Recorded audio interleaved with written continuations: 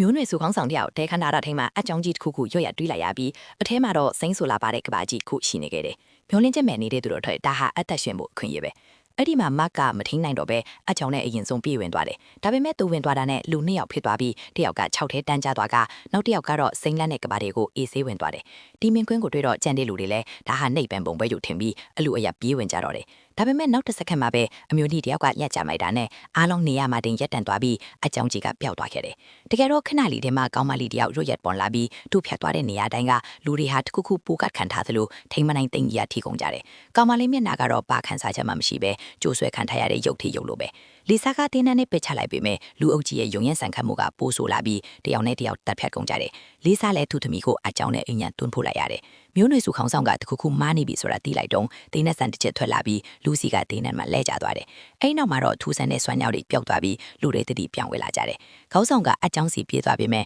နောက်ကလိုက်နေတဲ့လုတ်ကြံသူကဒိန်းနဲ့ပစ်လိုက်တယ်။သူထေနဲ့မှန်ပြီး6ထဲပြုတ်ကျသွားပေမဲ့နောက်တစ်ခဏမှတည်းသူဟာတခြားကဘာထဲမှာဘေးကင်းကင်းနဲ့ရပ်နေခဲ့တယ်။သူ့နောက်ကအကြောင်းကြီးကချစ်ချင်းပြန်ပိတ်သွားပြီးအထက်ရောက်သွားတဲ့သူတွေအလုံးလုတ်ကြံသူတွေလက်ကလွတ်မြောက်သွားကြတယ်။ဒီလိုနဲ့သူတို့ဟာလူချင်းတောင်းတခဲ့တဲ့အေးချမ်းတဲ့ဘဝကိုစတင်နေထိုင်ခဲ့ကြတော့တယ်။ဒီအကြောင်းထဲကိုဝင်လိုက်တာနဲ့တယောက်ကအသက်ရှင်ပြီးတယောက်ကတည်သွားရတယ်